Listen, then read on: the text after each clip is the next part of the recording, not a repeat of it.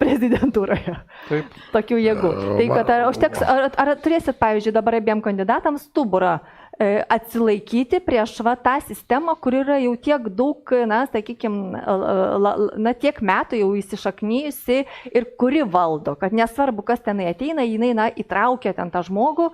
Kaip vienas yra kartą pasakęs, galiu net pasakyti, reiškia irgi aukštas valdininkas, pavyzdžiui, sakykime, ministras ar ne, galim sakyti ir prezidentas. Tai ten yra protokolų skyriai, kurie ten viską sutvarko.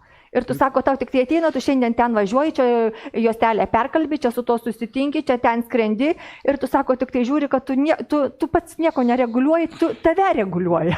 No. Tai va, taip. Aš šitą esu labai gerai patyręs, kai buvau ministro patarėjas, nes tada akivaizdžiai pamačiau, kad ministras ne viską gali, jisai yra apribotas. Bet jis, atsimenu, su teisės skyriaus vadovė buvo.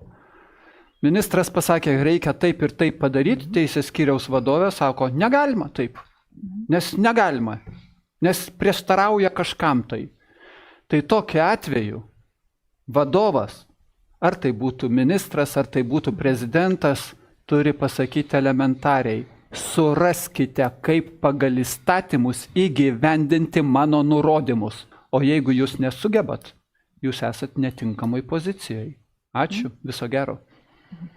Tai šitoj vietoj, kaip jūs sakot, stuburas arba vykdot, generolė, jūs žinot armijai, vykdyti nurodymus.